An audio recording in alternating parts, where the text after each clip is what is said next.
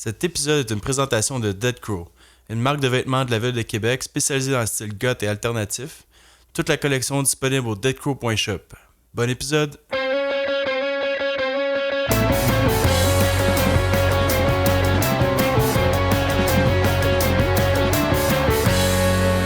Bienvenue au podcast sur Record. On classe les chansons dans l'album de la moins bonne à la meilleure, selon nous bien sûr.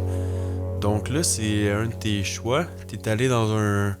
Là, tu me dis tantôt là, que t'as peut-être le goût d'aller dans des classiques que t'aimes pas assez écouter à ton goût. Là. Ouais, donc, on dirait que je suis dans cette vibe-là, là, d'aller chercher des albums vraiment marquants de l'histoire de la musique et que j'ai pas eu l'occasion de connaître beaucoup. Fait que je me suis dit, bah, fais tes devoirs, Just. On choisit des albums de cette catégorie-là. C'est ça que je fais cette semaine d'ailleurs avec The Queen is Dead de The Smiths. C'est comme un... The Smiths, c'est bizarre un peu. C'est un band qu'on pourrait classifier de culte, je dirais. Oui. J'en ai parlé à ma job à un monsieur de 67 ans. J'aurais peut-être pensé que ça aurait, vu que c'est sorti en 86, que ça aurait dit de quoi. Mais on dirait que c'était très vague pour lui. Puis on dirait que c'est comme... The Smiths, soit t'es un esti de fan fini, genre... comme c'est comme... C'est tout, genre. Uh-huh. Ou t'en as pas tant entendu parler, là. On dirait que c'est comme juste... Il y a quelque chose de niché quand même dans The Smiths. Ça n'a pas eu un immense succès en Amérique autant qu'en Angleterre à cette époque-là, je parle. Justement, le UK chart, ça a été 2e. Uh-huh. Puis aux États-Unis, 70e. Ouais, c'est ça. Puis on dirait que mais côté vente, au final, ça s'est égalisé pas mal. 600 000, à la longue. Ouais, 600 000 UK, 500 000 États-unis. Donc c'est à peu près le même succès que Sea Change de Beck. Donc, oui, ok.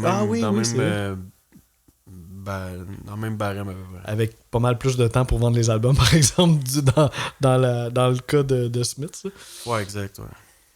Mais oui, c'est ça. Je pense finalement le groupe est devenu culte, puis ça l'a permis à ce qu'il soit plus populaire. Mais sur leur genre 5 ans d'existence, là, je pense pas qu'ils ont pu percer le marché américain tant que ça. Ça, c'est le 3e qu'on va faire. C'est ça, exact. C'est une carrière de 4 albums.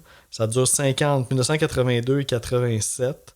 Puis that's it, là. Ben, Morrissey, par exemple, après, il a eu une carrière solo vraiment très longue. Oui, c'est ça, exact. Puis Johnny Marr, il a fait plein de projets aussi.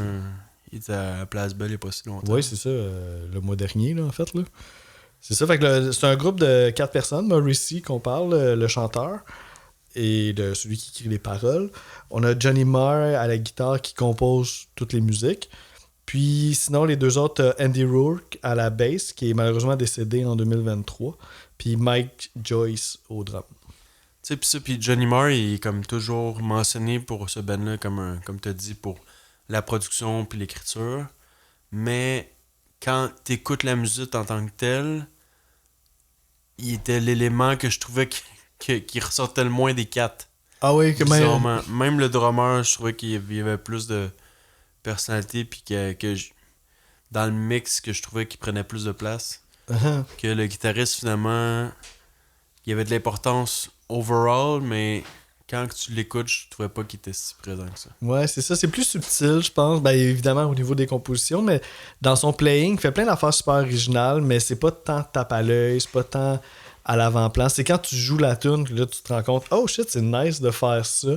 Mais sinon, juste à écouter, des fois, on remarque peut-être pas là, l'ampleur de son talent guitaristique. Ça, puis côté style aussi, comme c'est dur de classifier tant que ça.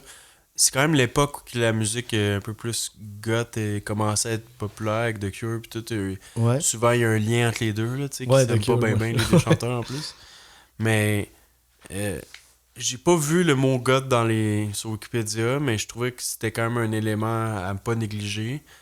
Mais sinon, ils disent indie rock, post-punk. Ouais. Je trouve que c'est dur à trouver un terme. Ben moi, s'il fallait en choisir un, je pense que j'irais avec indie.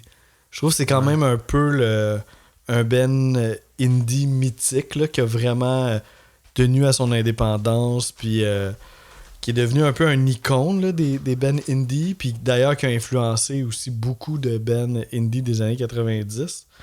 Fait que dans le sens, je dis indie dans le sens de c'est un groupe qui a une formation typique rock, là, bass, guitare, chant, drum, mais qui veut vraiment se tenir loin des clichés du rock. Ouais, mais on dirait que à un certain temps, début 2000, le terme indie rock a pris sa place parce que c'est devenu presque un style. Mm-hmm. Tu sais, comme Arcade Fire, Phoenix, The Strokes. Ouais, tous ces bands-là, Arctic Monkey. Ben, Arctic Monkey, peut-être un peu moins, mais ouais, ça rentrait dans indie rock là, au départ, du moins. On dirait que c'est comme si c'est devenu un style et le terme indie est comme un peu perdu de son lustre, là, comme on se dirait qu'on s'en foutait un peu. C'est un peu une catégorie fourre-tout, là. Ouais, c'est ça. Ouais. Un peu comme la alternative, genre dans les années 90. Ouais, c'est ça, c'est le new alternative. Donc là, je trouvais ça bizarre de mettre un terme pour moi qui fitait pas avec les années 80. Pour moi, c'était pas comme... C'est pas... Ça va pas okay. ensemble, tu sais. Pour moi, indie rock, c'est début 2000. Même encore aujourd'hui, on utiliserait ce terme-là, tu sais, comme rock moderne, là, je sais pas trop comment dire. Mais tu sais, comme à la base, indie, ça veut dire indépendant. Non, je sais, mais on dirait que ça a pas... Non, mais je parle, mettons, si je ramène ça à The Smiths, eux autres étaient justement sur une petite étiquette Rough Trade, petite étiquette de disque. Fait que tu sais, c'était un band avec plein de potentiel. Vrai terme, là, ouais, c'est ça, je pense qu'il nous ramène vraiment à l'essence de ce terme-là. Dans le sens qu'il aurait pu signer sur une grosse compagnie. D'ailleurs, je pense que c'est ça peut-être même qu'il aurait voulu. Mais malgré tout, tu dis que c'est un petit label indépendant, mais j'ai lu que ça... Même si c'est un petit label, c'est la pression du label qui les a gossés puis qui se sont isolés pour créer l'album, genre. Ouais.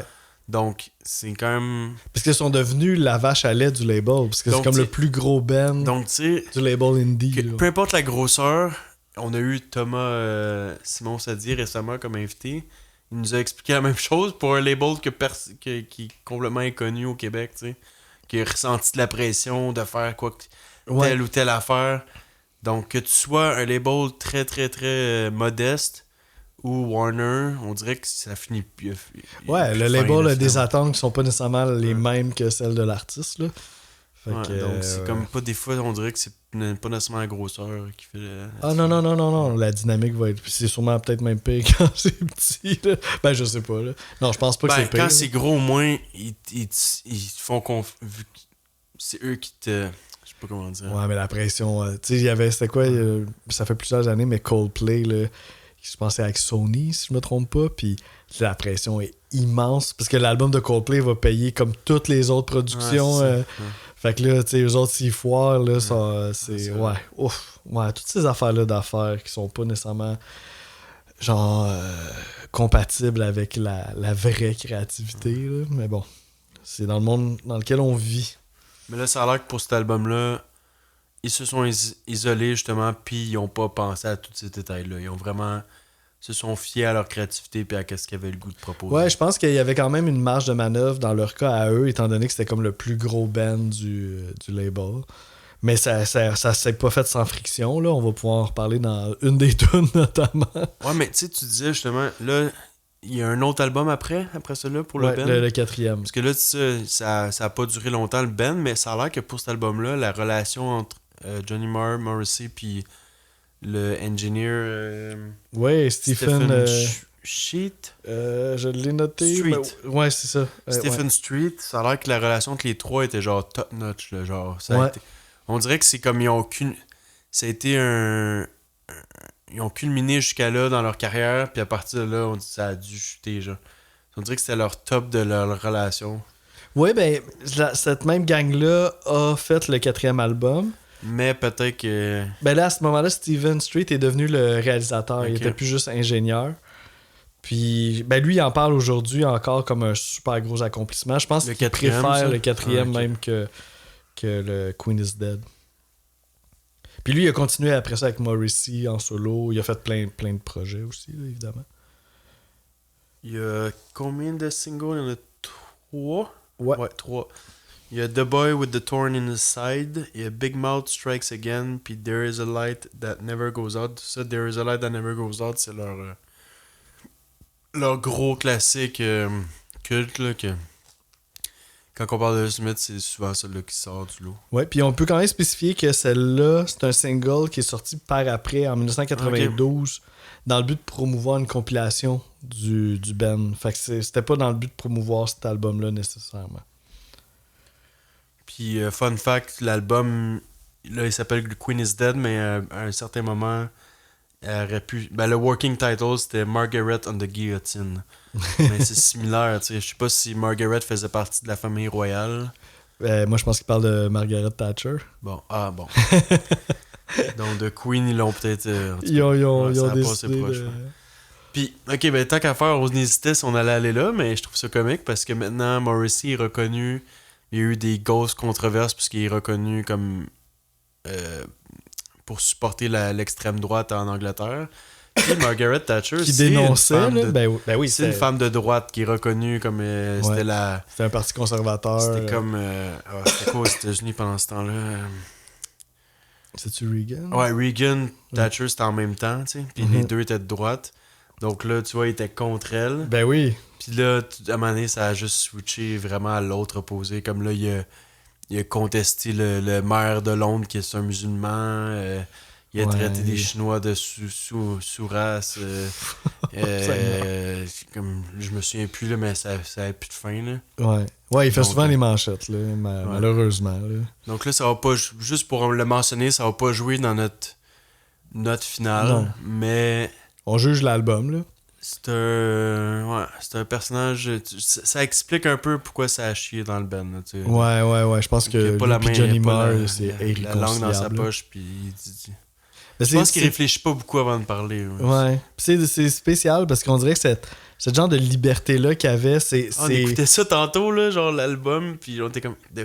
Comment ça sort de ce bouche? Ben c'est ça, ben oui, tu sais, si t'écoutes cet album-là, les propos sont définitivement plus à gauche, là, puis... c'est quelqu'un qui se faisait mettre de côté quand il était jeune, qui fitait pas dans le groupe. Ultra sensible. Dès qu'il devient populaire avec de l'argent, on dirait qu'il oublie de où il vient, genre. Mais je pense qu'à la base, il était quand même particulier. Parce que, tu sais, même à cette époque-là, les textes, ça a beaucoup de caractère, c'est particulier. Mais disons que son énergie était à une autre place. Puis c'est comme si ça l'avait mal viré, peut-être en vieillissant, que cette un peu comme les vilains dans Marvel. Au début, c'est du bon monde, puis là, ils se sont fait... L'injustice les a rendus des vilains, genre. Ah ben peut-être que... Ben tu sais, c'est ça, on voit qu'il a vraiment pas la langue dans sa poche, même. On a un sujet de thèse, là. Le lien entre... Marvel et Morrissey. Il pourrait avoir son personnage de Marvel. Mais c'est ça, c'est tellement quelqu'un... En même temps, il est fascinant, là, parce que, tu sais, c'est un chanteur qui a énormément de charisme, de personnalité. Ton père, quand il est allé le voir, il connaît même pas... L'anglais, c'est pas sa force, puis même sans... connaître la langue, il reconnaissait genre le personnage. Sa présence particulière sur scène, puis c'est ça. Il laisse personne indifférent, puis tu sais, un thème de voix distinct là, qu'on pourrait reconnaître entre mille. Puis aussi sa manière de... Ses mélodies, comme il n'y a pas de mélodie tant que... Comme... C'est drôle, il y a des mélodies, mais c'est comme pas clair, genre. Ouais, moi je trouve qu'il y a un beau sens mélodique, mais c'est pas nécessairement un sens du hook. Ouais, c'est ça, exact. Mais... Ouais, il trouve, c'est plus ça. Il trouve des mélodies qu'on a jamais, genre pratiquement jamais entendues. Mais... Il est original, là, dans ses livres. Mais il faut que tu l'apprivoises pour être capable de la chanter. Ouais. C'est dur à apprivoiser. C'est pas obvious. Il y a une chanson qu'on va arriver tantôt que... Le hook genre vient tout de suite. Mm-hmm. Mais sinon, le reste des chansons, c'est vraiment comme des trucs à lui là, qui sont durs à répéter. Mm-hmm. En même temps, je trouve que c'est ça qui fait sa profondeur, puis c'est ça qui fait que c'est un artiste unique, puis qui nous amène plus loin, puis tu sais, il est vraiment... Il y a rien qui ressemble à Morrissey, là. Pour le meilleur et pour le pire, ça a de l'air.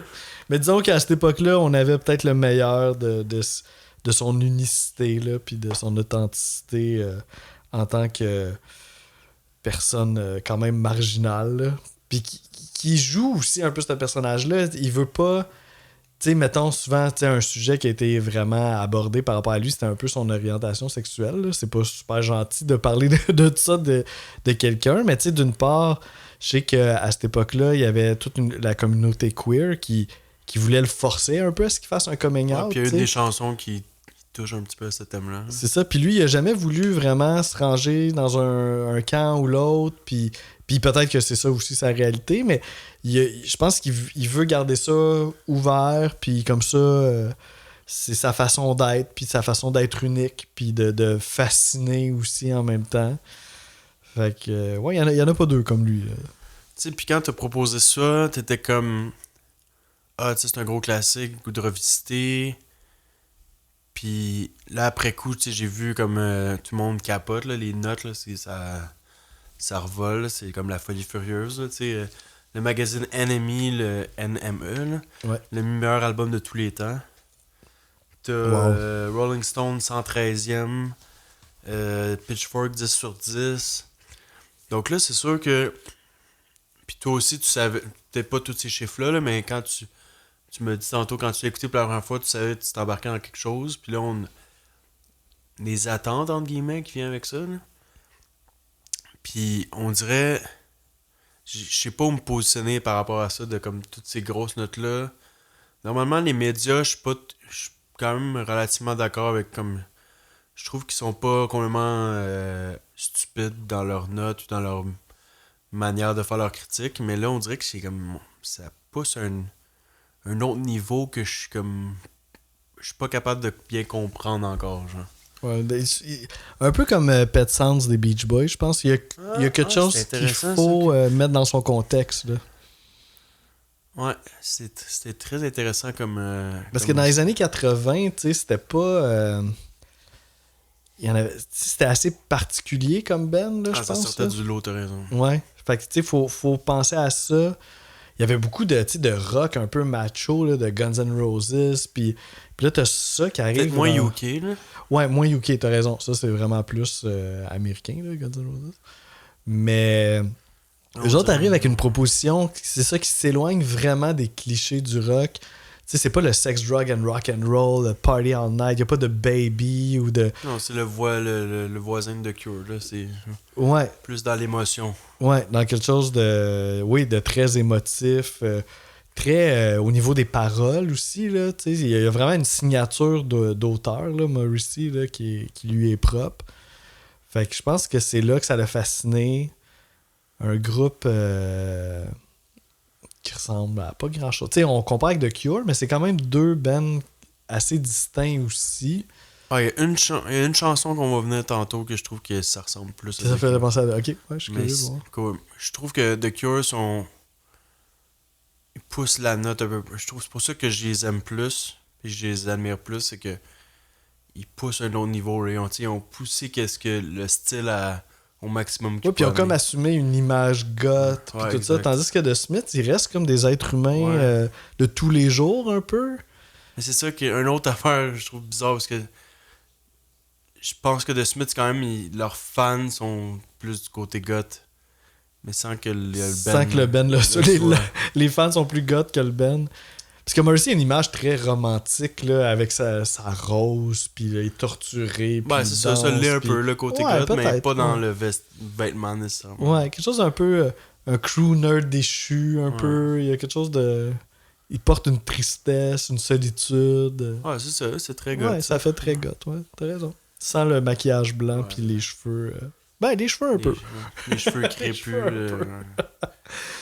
Oui, qu'est-ce qui m'a fasciné avec The Smiths, c'est que je pense que toutes les tunes que je connaissais, que je connais depuis des années puis que j'adore, se retrouvent pas sur des albums. Genre, c'est tellement weird. Tu sais, mettons This Charming Man, là, que tout le monde connaît, c'est sur aucun album. How Soon Is Now, c'est peut-être la tune la plus connue de Smith, pas sur un album.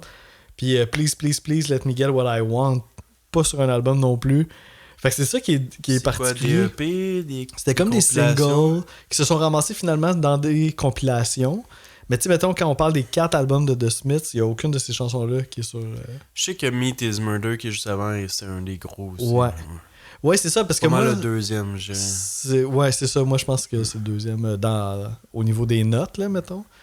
Puis c'est ça, moi, je connais pas vraiment les albums. Fait que j'ai choisi celui qui avait les meilleures critiques, qui était de Queen is Dead. Mais Meat is Murder, ça aurait été l'autre. Ça fait du sens, Queen is Dead, parce que c'est comme leur tune la plus populaire qui est là-dessus. Ouais, c'est ça que tu disais tantôt, ouais. Mais toi, tu connaissais pas tant que ça. Ben, j'avais déjà entendu, mais c'était pas dans eux que t'as nommé tantôt, il était plus populaire. Ouais, j'ai bien plus écouté celle que j'ai nommée. plus de quoi, ouais, définitivement. Ouais. Cool. Puis, mettons, fun fact pour finir un peu notre intro. Ils ont eu beaucoup de fun en studio, là, comme tu disais, avec l'ingénieur. Là. C'est Morrissey qui compose les paroles, Johnny Marr qui compose la musique. Puis ils ont travaillé avec Steven Street pour mettre ça en place. Puis c'est ça. Ils se sont donné beaucoup de liberté. C'est-à-dire faire des overdubs de guitare, aller expérimenter un peu avec le son. Mais ça n'a pas dénaturé l'énergie du band. Mais il y a eu quand même beaucoup de layers.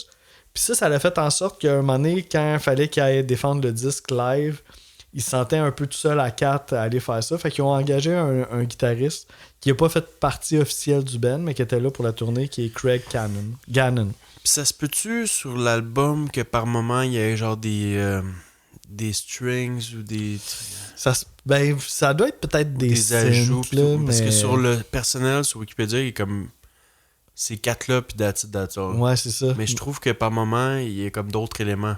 Ouais. Puis il est écrit sample pour Johnny Marr, c'est peut-être cet élément-là. Ça doit être ça. Puis je sais que j'ai vu une entrevue avec le réalisateur, justement. Puis il expliquait que il avait amené pas mal de cossins là, aussi. Là, pour... Des fois, il demandait à Morrissey de chanter une note, puis là, il assemblait, il mettait du reverb. Fait qu'il faisait comme des pads un peu avec sa voix, sans qu'on sache que c'était vraiment sa voix. Fait que oui, ils se sont donné à cœur joie là, dans le studio à expérimenter des trucs. Là.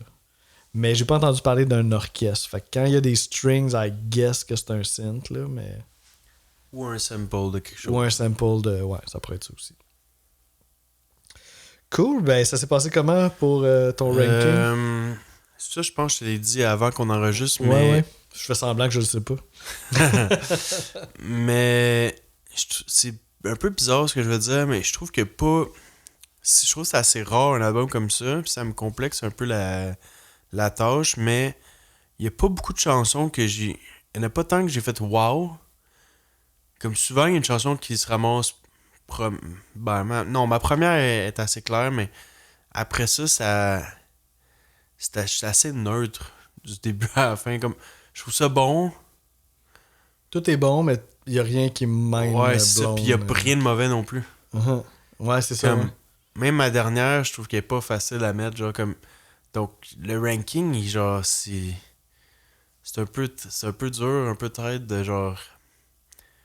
Ouais, c'est vraiment qu'est-ce que j'ai le goût. Ouais, ça, parce que il y a des vibes plus mollo, mais même à ça se mélange, donc non, ça n'a pas rapport. C'est vraiment...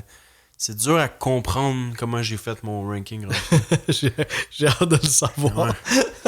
C'est un peu aléatoire du moment, on dirait, je me rends compte, là, parce que je trouve pas qu'il y ait tant de chansons vers la fin qui se démarquent tant que ça pour être les moins bonnes. Ok. Moi, il y en a quelques-unes que j'ai moins aimées, puis d'autres que j'ai quand même beaucoup appréciées, puis peut-être un milieu un petit peu plus interchangeable. En tout cas, moi, ça ressemble à ça. Genre top 2 top, puis bottom 2... Ouais, bottom 2, c'était assez clair, puis top 2, c'était assez clair aussi dans ma tête.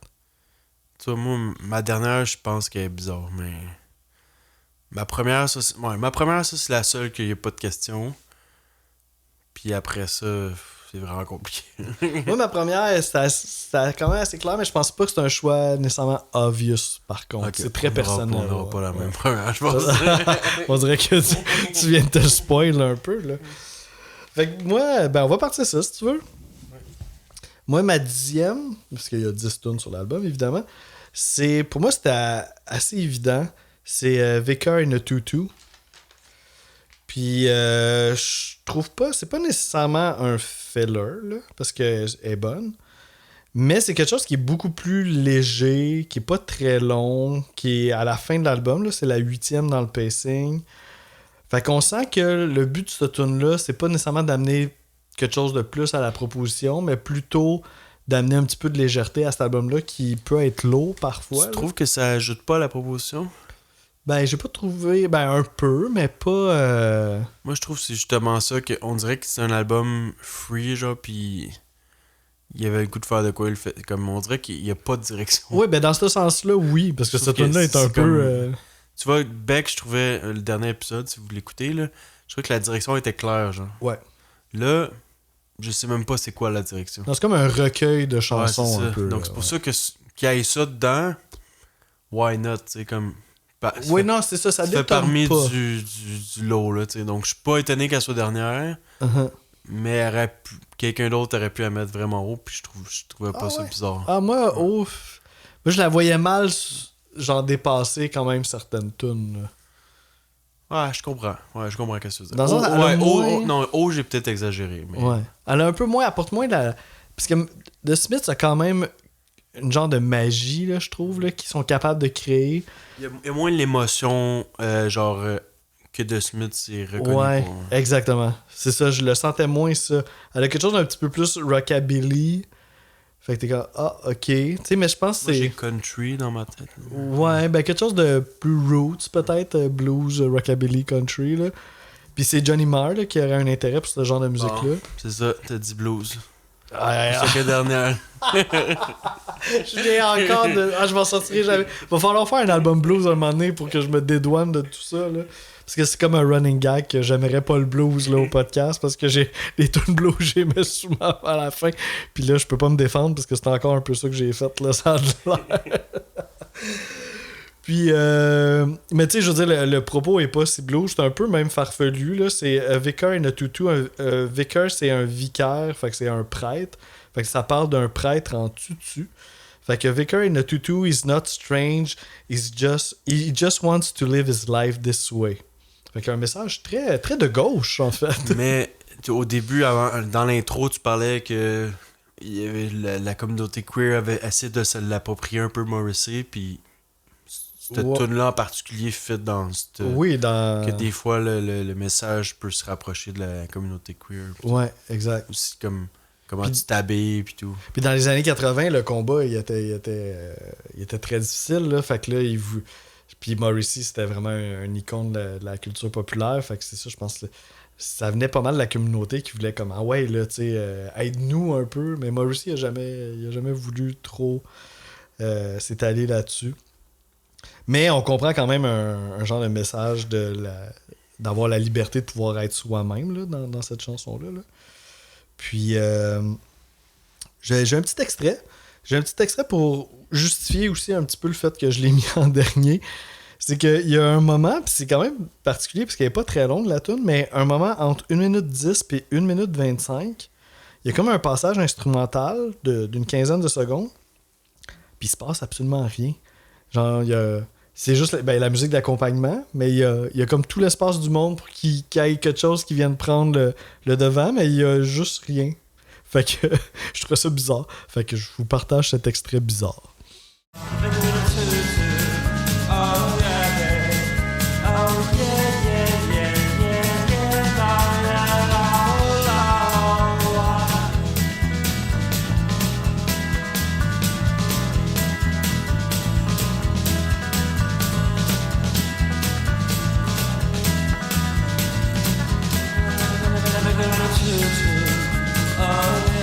Cool, fait que c'est ça. Je me disais, il aurait pu avoir un petit lead de guitare, un petit solo blues, pourquoi pas? Mais quand on l'a réécouté, le country, là, tu l'as saisi. Là. Oui, le Ouais. rythme est très... C'est ça, un peu country, là, ouais. Puis, si on peut dire un petit côté positif, même si c'était derrière, le retour en fade-in de la voix, là, ça, c'est quand même cool. C'est comme un peu... C'est ça, de l'expérimentation de studio, là, justement, là, d'essayer des affaires. C'est pas mauvais, là, c'est pas mauvais, mais dans l'album, c'est ma moins marquante, là. Ok, moi, ma 10e, je pense que ça, c'est hors norme comme choix. Là. Oh my god, qu'est-ce qui va sortir? The Boy with the Thorn in His Side. Ah, pas de Qui est un vrai? des singles. Ah, elle est tellement belle, je trouve. Ça a l'air que c'est une des préférées de Morrissey, justement. Ouais, j'ai vu ça aussi. Donc, une des plus... Ouais, là, je suis en train de lire mes notes, puis je comprends pas, mais... une des plus lumineuses de l'album, je trouve. Mais que la basse allie de la chanson, selon moi. Ça, puis... On parle beaucoup de Johnny Marr et tout, mais la bass va revenir à travers mon ranking, là, je vais souvent en parler. Là. Ouais, Andy, son son de bass, il y a du torque, là. Ah, puis des fois, l'enregistrement, il le met dans le mix, il le met vraiment haut, là. Ouais, c'est vrai. Le drum joue un bout quand même assez dansant, justement. La guitare est très particulière, celle-là, je trouve. Puis même qu'on la perd un peu dans le mix. Ça c'est peut-être un des exemples en particulier que je trouve que c'est le plus prononcé, là, qu'on la ressent le moins. Euh, c'est ça, on dirait. J'ai de la misère. Ça explique qu'est-ce que je disais en intro, que genre j'ai de la misère pour le ranking, que les éléments. J'avais de la misère à prendre des notes aussi parce que je trouvais que c'est. Des fois, je trouvais que les compositions. Chaque instrument faisait leur job, mais c'était assez comme, ok, si tout le long on fait ça, on le garde jusqu'à la fin. Il n'y avait pas beaucoup de surprises, genre, qui Qui se apparaissaient. démarquait. Donc, c'est pour ça que j'avais un peu de misère à les classer pis tout. Puis, c'est ça, c'est quand même drôle que ce soit ma dernière, puis ça a l'air que c'est la meilleure de Morrissey, mais ça, j'ai voulu tenir mon bout. T'es-tu en train de dire que tu serais pas d'accord avec Morrissey sur un sujet? Tant mieux, exact. Puis le Torn là, qui parle, là, ça a l'air que ce serait l'industrie de la musique qui comprendrait pas l'artiste. Puis Ouais, qui est un sujet récurrent dans l'album, là. Ouais, définitivement. Alright, moi, ma 9e, je vais avec Cemetery Gates, qui est la 5e dans l'album. Et Marc-André, il rit, là, je sais pas. Peut-être que je viens de caler sa numéro 1. Puis, c'est la dernière du side A. Puis, l'origine de cette chanson-là, c'est Mark qui a créé la musique, mais lui-même, il était pas si sûr de ce qu'il venait de créer. Il était comme genre, ouais, je suis pas sûr que j'aime ça. Mais Morrissey, lui, il était comme, non, lui, il adorait ça, puis il a vraiment insisté pour aboutir la tune. Fait que, tu sais, je pense que je suis un petit peu plus de l'école de on a Mark. chacun nos préférés de Morrissey dans le bas. Oui, c'est vrai, parce que Morrissey, c'est un peu lui qui s'est battu pour que la tune aboutisse. Puis c'est ça, genre, moi aussi, je la trouve très joyeuse, ce qui est correct, mais des fois, on dirait quasiment un petit peu trop. Je sais pas, il y a quelque chose qui fait que j'accroche un peu moins, mais je peux pas dire que la magie de Smith, c'est pas là. Je trouve qu'elle est là quand même dans la tune. Puis évidemment, c'est quand même intéressant le contraste entre Cemetery Gates puis la tune quasiment la plus joyeuse de l'album. Pantera, tu vois? Oui, c'est vrai. Hein? C'est pas un cover, c'est pas la même chanson. Ça, mais c'est écrit, c'est mal écrit, là, parce que lui, il l'écrivait toujours de même. Mais il a juste mal écrit la chanson quand ils l'ont fait le tracklist. C'est ça, c'est une erreur quand c'était. Ouais, parce que lui, il pensait toujours que ce mot-là. C'est quoi l'erreur exactement? Il manque un E, je pense. Ok. Cemetery Gate, Ouais, genre? c'est Cemetery. Ouais, c'est ça, ok, ouais. Moi, j'ai écrit de même. Mais lui, il savait pas comment ça s'écrit, puis il a écrit ça de même. Ok, fait que ça l'a rendu encore plus. Ça va nous permettre de la différencier avec celle de Pantera. Fait que c'est ça, en gros, ça raconte un peu une promenade dans un cimetière entre deux personnes qui parlent un peu de tout et de rien. Mais finalement, dans leur discussion, ils viennent en parler du sujet du plagiat en art. Why not? Puis, fait on comprend que c'est un peu une façon, I guess, de le dénoncer dans la chanson. Mais il y a quelque chose de contradictoire parce que dans la même chanson, à un moment donné, il y a des paroles qui viendraient d'ailleurs.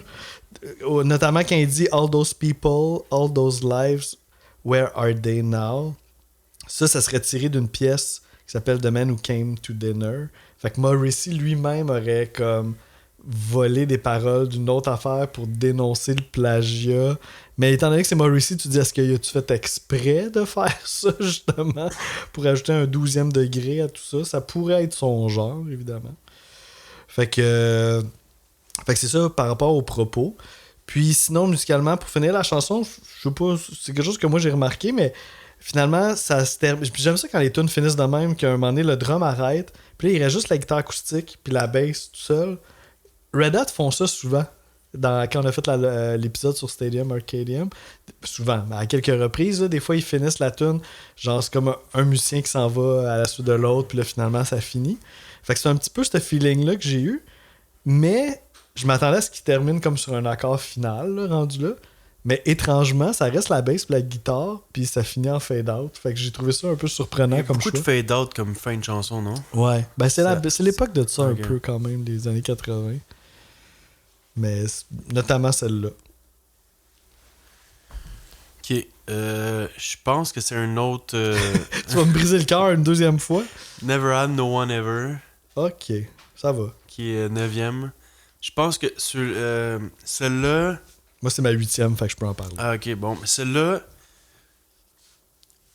tu vois, je sais pas comment dire, mais on dirait, pour Sea Change, je reviens encore à l'épisode précédent, mais ma vibe que je voulais, c'était les chansons deep, pour moi, qui fitaient dans l'album. Là, pour The Smiths, quand cette période-là est apparue, là, La période deep. ouais, on dirait que là, j'étais comme, je me questionnais, j'étais comme, là, quand, mettons, des fois, là, quand je les superpose, chaque chanson, pour savoir quelle que je mets avant, après, Mhm. dans le ranking, là, c'est dur quand il y a un gros contraste de vibe. Ouais, ça devient difficilement comparable. Ouais, Là. parce que là, t'es comme, là, la chanson joyeuse apparaît, pis t'es comme, ah, yeah, c'est ça que je veux entendre.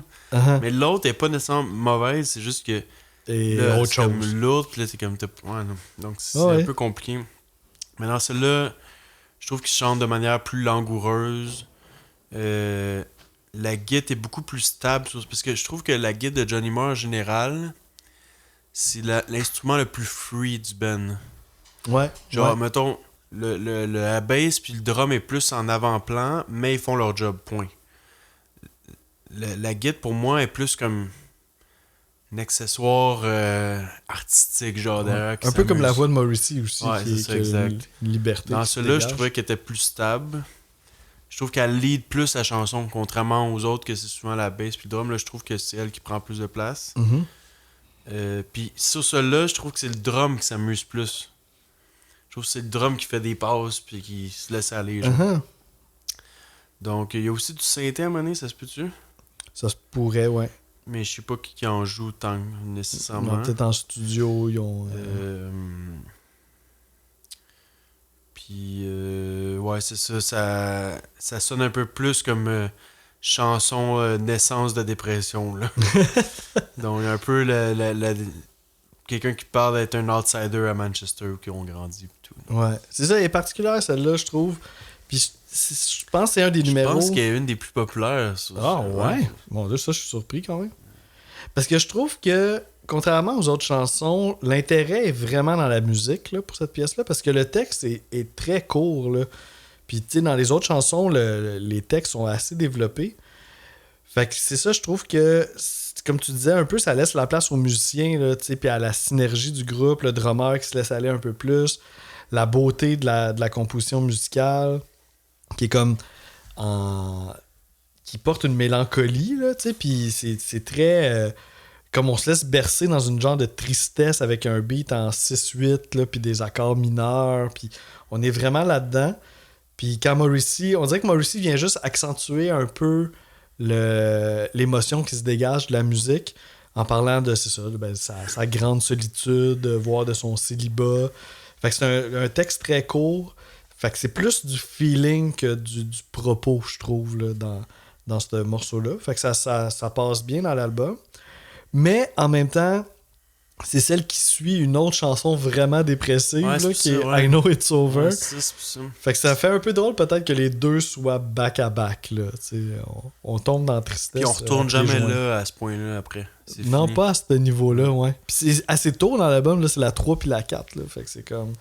Ce Alright. qui là, un petit éditorial, là, mais j'ai regardé sur mon téléphone pour Spotify pour voir la. Puis sur téléphone, on voit pas les fucking. Ah les ouais, chiffres. c'est vrai, ouais. Genre, c'est bizarre sur ordi, genre, je vois les chiffres de chaque chanson. Mais pas sur le téléphone. Je suis pas capable. Donc, je pourrais pas dire si c'est n'importe quoi ce que je dis. Ouais, c'est ça. Ben, je serais quand même un peu surpris qu'elle, ça soit la plus écoutée, mais bon, peut-être les gens sont déprimés. Ça se pourrait. Donc là, je continue, ça se peut. Oui, c'est ça, tu continues parce que là, moi, c'était la position juste au-dessus de toi. Qui était là. Ok. Moi, c'était ma 8. Bon, là, bon, finalement, toi, je trouve le fun, mon ranking, parce que je me surprends en le relisant. Là. Mais ça, c'est une que. C'est une autre qui est vraiment bizarre à classer. Que quand je l'ai écoutée, j'étais sûr qu'elle allait être genre vraiment haut. Puis là, je la comparais aux autres, puis elle a reculé. Ok. Puis c'est Some Girls Are Bigger Than Others. Ah, ok, le closer. Ouais. Parce que, clairement, le plus gros hook de l'album, genre. Ouais, quand tu parlais d'un hook tantôt, c'était celle-là. Hein? Ouais, Ouais. c'est ridicule, là, comment ça reste dans la tête, là. Tu sais, j'ai juste nommé le nom de la chanson, puis genre, déjà, t'entendais je l'ai la dans ma mélodie. tête.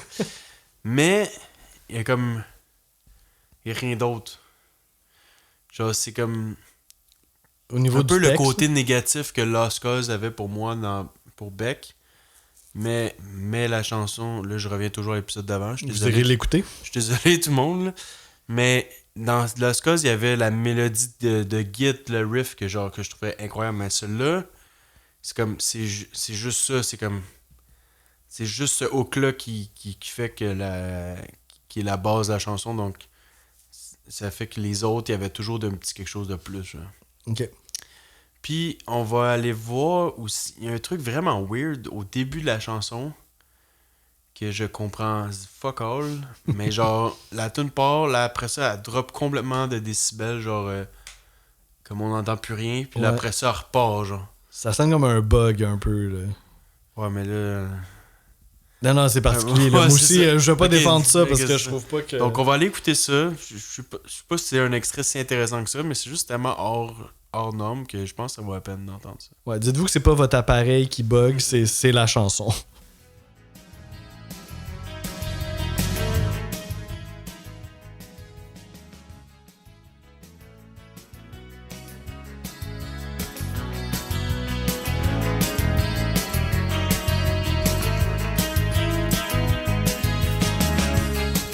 Donc, c'est ça. J'ai un peu. Je me suis pris un extrait facile, là, vu que c'est bizarre. Mais, ouais, on n'a pas tant d'infos que ça là-dessus, je pense. Hein.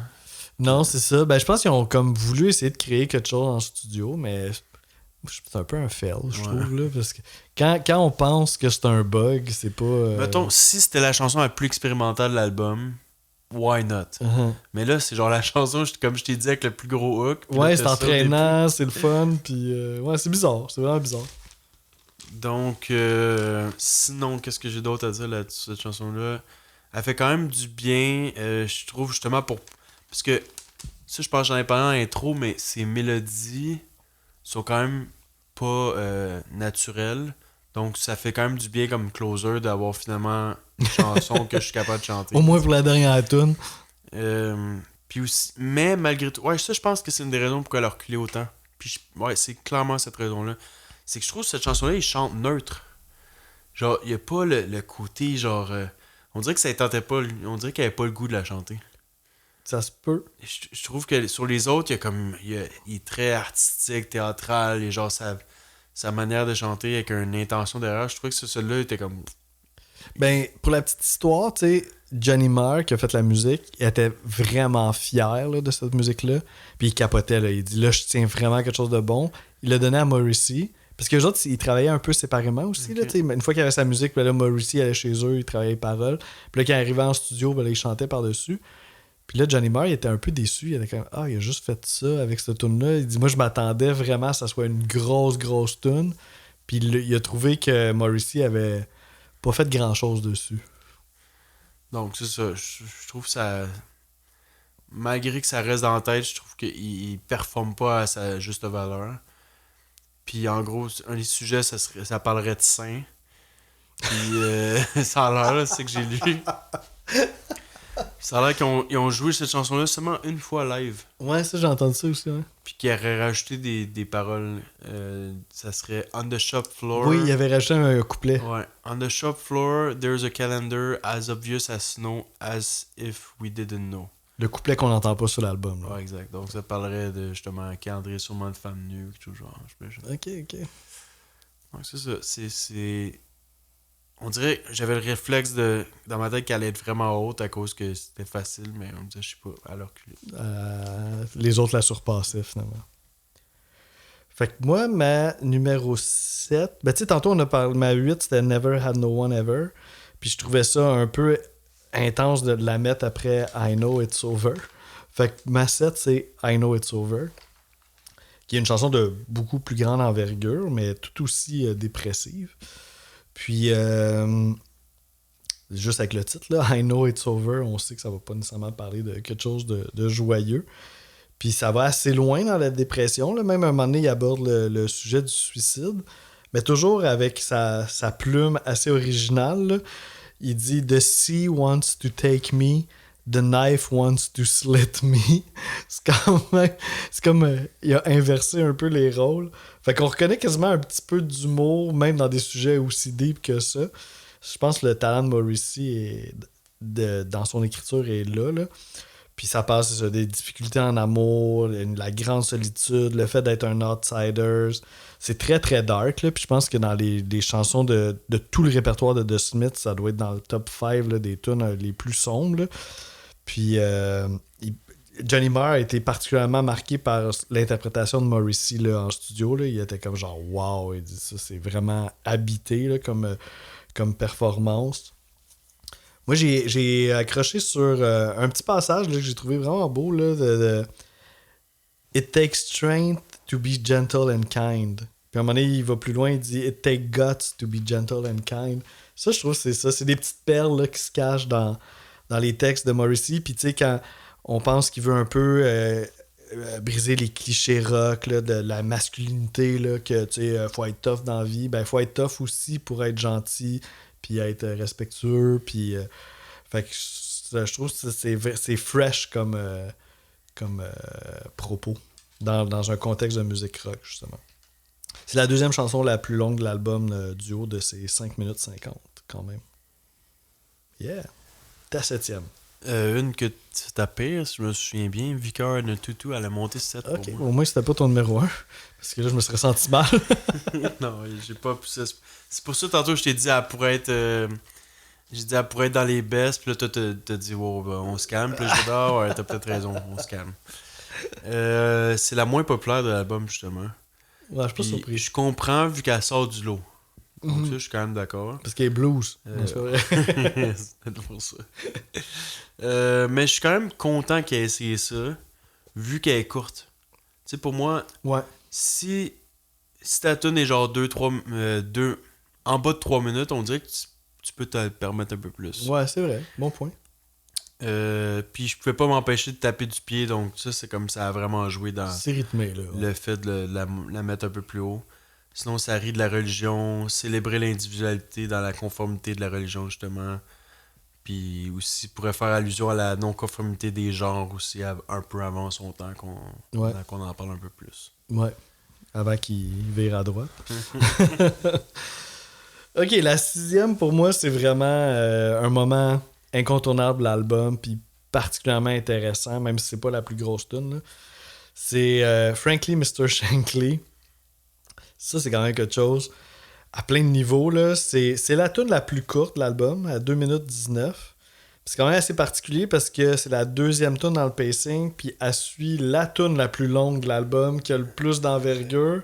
Puis la deuxième, c'est comme la petite tune un peu anodine, un peu goofy, bizarre. Là. Puis, mais elle n'est pas anodine là, quand on s'attarde aux propos. Là, parce que c'est vraiment écrit comme si, dans le fond, c'était une lettre qui était destinée au président de la compagnie de disques Rough Trade, qu'on parlait tantôt, qui cet homme-là s'appelle Jeff Travis. Mais c'est pas une lettre d'amour, là. C'est vraiment comme un diss track, là. Un peu comme on va voir dans le hip-hop dans les années qui vont suivre, là. À un moment donné, il va jusqu'à dire Frankly, Mr. Shankly. Mr. Shankly, on comprend que ça fait allusion à Jeff Travis. Since you ask, you are a flatulent pain in the ass. Genre, fuck off. On y va all-in. Un moment donné, le Travis en question, il aurait fait parvenir un poème que lui aurait écrit, là, le chef de la compagnie de disques. Puis là, un moment donné, il dit I didn't realize you wrote such bloody awful poetry. Il s'en prend vraiment à lui, là. Puis après, on sent que c'est ça, Morrissey, il est pas heureux là, dans la situation avec la compagnie de disques, là, dans le fond. Puis c'est un peu ça qu'il essaie de nous communiquer dans son diss track. Puis il dit, toujours avec son humour typique, I want to live and I want to love, comme si c'était impossible en ce moment. I want to catch something that I might be ashamed of. On sent qu'il veut vivre sa vie pour le meilleur et pour le pire, mais que sa situation dans la compagnie ne lui permet pas de faire ça. Mais toi, t'es vraiment allé dans une direction, mais par rapport à... peut-être pas les premières paroles, là, ça c'était vraiment direct, clair, mais par rapport à ça, j'ai peut-être une autre petite interprétation. Ah, ça va être intéressant d'avoir ton take là-dessus. Puis ça finit en disant Oh, give us your money. Ben direct. Puis Travis lui-même, là, évidemment, il l'a entendu ce tune-là, c'est lui le producer de la maison 10. Puis, connaissant Morrissey, il a quand même trouvé ça drôle, là, puis il dit ça, Morrissey, c'est un personnage. Là. Mais reste que c'est quand même particulier de faire une chanson contre le président de sa propre compagnie qui publie la dite chanson et qui est deuxième dans le pacing de l'album. Là. C'est pas comme l'avant-dernière track ou une bonus track cachée, là, c'est la deuxième. Fait que... Parce qu'il y en a une bonus track justement dans un album édition japonaise. Là, ah oui, ok. Ah, ça, j'ai pas. On l'a pas fait. On je sera l'ai pas. là. C'est ça, d'habitude, on fait pas ces éditions-là. Mais c'est ça. Mais tout ça vient d'une vraie place. Là. La relation entre la compagnie 10 et le groupe, ça se passait pas très bien là, à cette époque-là. Là. Il y avait beaucoup de tensions. Parce que ça, The Smiths, c'était la vache à lait là, du Rough Trade. Fait qu'il y avait une certaine pression. Mais en même temps, eux voulaient. Je pense qu'il y avait des rêves aussi, ben Morrissey en particulier, des rêves d'être plus gros, puis d'être signé sur un gros label, puis de vraiment pouvoir avoir plus de rayonnement. Mais I guess qu'il devait avoir un contrat, puis en tout cas, il y avait beaucoup de tension, puis de cette tension est sortie cette chanson quand même très divertissante qui est Frankly Mr. Shankly. Cool. Toi, ta 6e. C'est encore peut-être un choix bizarre, mais. On dirait que tous tes choix sont comme ça va être Big Mouth Strikes Again. Ok, non, ça qui est un des singles, je me trompe. Oui, c'est vrai, c'est un gros C'est single. peut-être pour ça que je disais ça. C'est combien t'as dit? 6e. T'as 6e. Donc, moi, c'est ma 5e, fait que je peux en parler. Ah, parfait. Donc, après Symmetry Gate, je trouve que c'est quand même surprenant comme vibe. Au début, c'est du strumming de guitare tout seul. Ouais, là. c'est nice, ça. Donc, un peu plus énergique. Je trouvais même qu'on sent une urgence dans la chanson, comparé aux autres. Là. Ouais, c'est vrai. Un particulier. Il y a un moment donné, ça va être mon extrait. Il y a une bass très funky, genre par moment. Donc, c'est vraiment pas long, mais vous allez voir. Je pense que je l'ai mis comme extrait vu que c'est assez rare comme vibe dans l'album, donc ça sort du lot. 2 minutes 10 à 2 minutes 15, allons-y.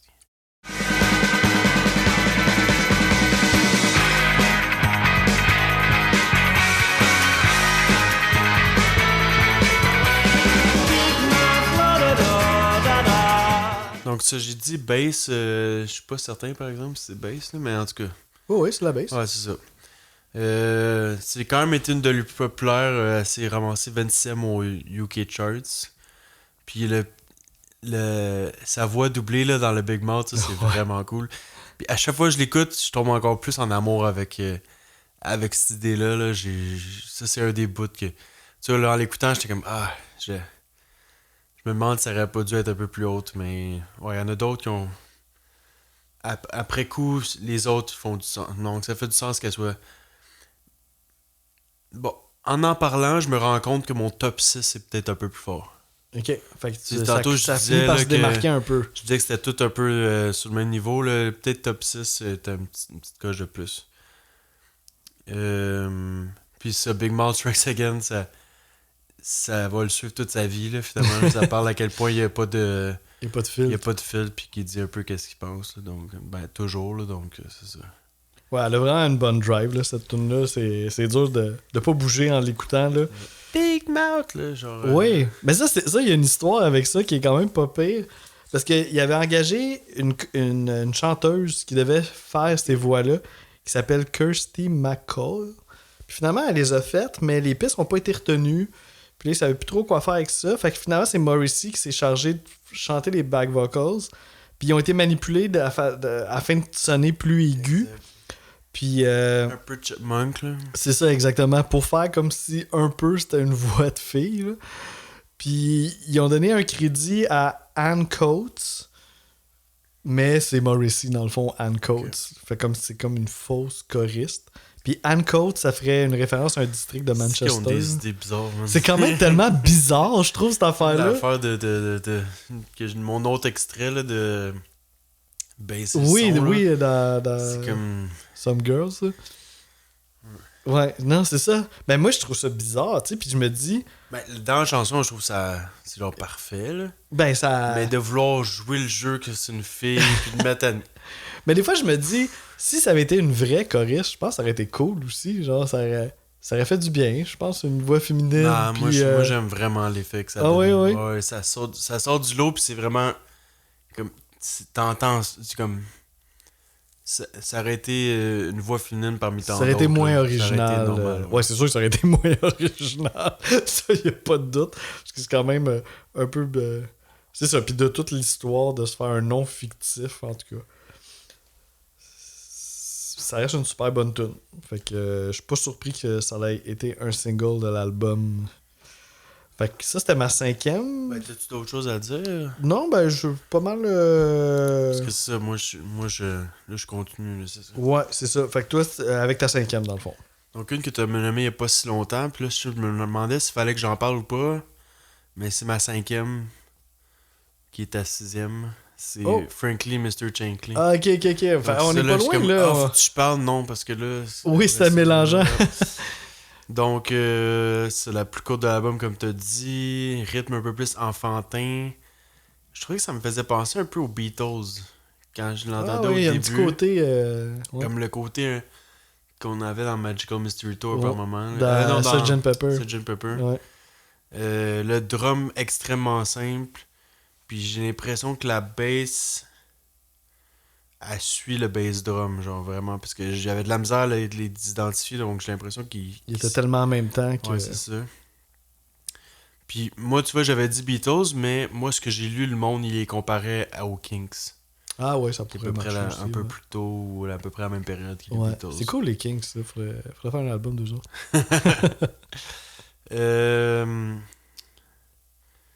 Attends, là, faut que je comprenne qu'est-ce que je suis en train d'écrire. Puis un fun fact. Ah ouais, c'est ça. C'est que tantôt, je te disais, j'avais une autre affaire. Par rapport à I Want to Live, I Want to Love. Ouais, c'est ça, parce que une autre vision, ça serait que le succès, genre, parce qu'à un moment donné, vu que ça allait tellement bien le Ben, quand t'as atteint genre ton succès puis tes accomplissements, on dirait qu'il y a un vide qui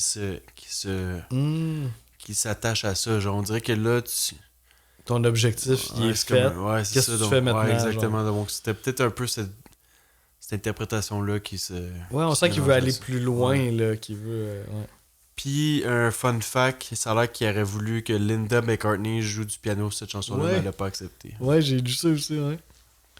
Ça marche pas bien avec la choriste, Linda la pianiste. C'est la femme à McCartney, mais qu'elle a pris son nom, c'est ça? Ouais, c'est ça. Ok, ça. Ouais.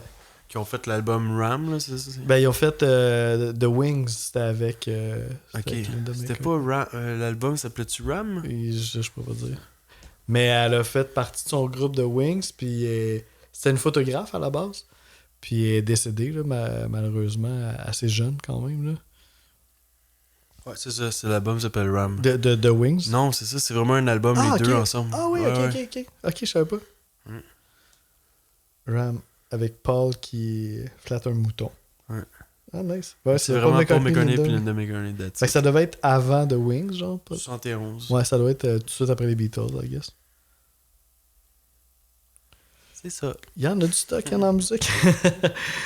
Ok, fait que numéro 4, j'y vais avec une très très très grosse tune, cet album-là, qui pourrait, pour d'autres, être première sans aucun problème. Là. Ouais, j'ai une bonne idée où tu t'en allais.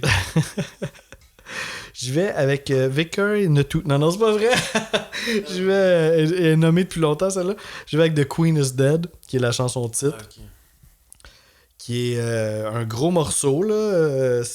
L'album commence avec ça, puis c'est la chanson la plus longue de l'album. 6 minutes 25. Puis, il y a beaucoup de stock là-dedans. Là. Grosso modo, c'est une chanson anti-monarchiste. Puis, qui a suscité une certaine controverse là, au Royaume-Uni. Puis ça critique aussi un peu indirectement le gouvernement conservateur là, de Margaret Thatcher qu'on parlait un peu tantôt, là, parce que c'était pas le climat social dans les années 80, milieu des années 80 en Angleterre, c'était pas si le fun. Là. Puis évidemment, moi je suis un Québécois d'une autre époque, là, fait que j'ai pas toutes les références des paroles de la chanson. Là. Oui, c'est ça, ouais, hein, c'était ça son affaire. Là. Il y a beaucoup de monde s'en sont pris à elle, là, dans Animals de Pink Floyd aussi, une grosse tune contre elle. Puis, c'est ça, j'ai pas toutes les références, mais tu sais, je comprends quand même qu'il parle de la reine en disant « her very lowness », qui doit pas être un compliment. Puis ensuite, il s'adresse directement à Charles, là, au prince Charles, puis il le nomme, là. Puis il essaie un peu, on dirait, de l'amener un peu à la raison, là, de, tu sais, t'as pas le goût de mettre un terme à toute cette tradition-là, là, qui a plus trop rapport, là. Au prince Charles, qui est lui qui est Ouais, présent. c'est ça, je pense que Charles a pas compris son message à Morrissey, ça de là. Puis, mais à travers ça aussi, c'est une critique sociale, mais tu sais, on sent aussi qu'il y a quelque chose de personnel dans ses sentiments de solitude. Ça revient à la fin de la tune, là, Life is very long when you're lonely. Il drop ça, puis il le répète, puis là on est comme, ah ok, il vient de retomber dans ses feels, là, ça a de l'air. Puis, la tune et l'album commencent avec un extrait d'une autre pièce de musique qui s'appelle Take Me Back to Dear Old Blighty. Qui est une. C'est un genre d'archive, là, on dirait, au début. Ouais, hein. ça vient d'un film qui s'appelle The L-Shaped Room, qui est paru en 1962. C'est l'actrice Cicely Courtnage qui chanterait cette chanson-là. Puis, il y en a qui disent que le but de faire ça, c'est de mettre en opposition une Angleterre d'avant qui est différente de celle des années 80, qui était peut-être mieux aussi, tu sais, de donner une genre de perspective, là, de temporelle. Fait que ce serait un petit peu ça la raison de l'apparence de l'apparition de cette chanson-là. C'est pas un single de l'album, mais ça reste une grosse tune dans le répertoire du groupe. Puis il y a eu un vidéoclip aussi qui a été fait pour la tune. Musicalement, ça se démarque quand même des autres. Là. Ça brasse quand même plus que ce qu'on est habitué avec The Smiths. C'est énergique. Les mélodies vocales sont vraiment cool. Le beat et évidemment la bass là, de Andy Rourke là, qui a vraiment du mordant, là, comme toujours, mais on l'entend bien là, dans ce contexte-là. Puis on va finir ça avec un petit extrait. Un moment donné, vers 2 minutes et demie là, dans la chanson, Morrissey il chante ses trucs, puis il se fait lui-même comme des genres de back vocals en réponse. Puis il répète « These are the things that kill me ». Puis là-dessus, il y a comme un effet vocal qui s'est ajouté pour dropper vers le plus grave. Là. Ça module la voix vers le bas. Puis on sent comme un peu plus le découragement. Tu sais, These are the things that kill me. Puis tu sais, ça descend. Fait que je trouvais que c'est une bonne façon d'utiliser des effets en studio pour accentuer le propos. Fait que ça revient à 2 reprises. Fait qu'on va écouter ce petit bout-là. We can go for a walk where it's quiet and dry and talk about precious things like love and law and poverty. We can go for a walk where it's quiet and dry and talk about precious things. But the rain that flattens my head.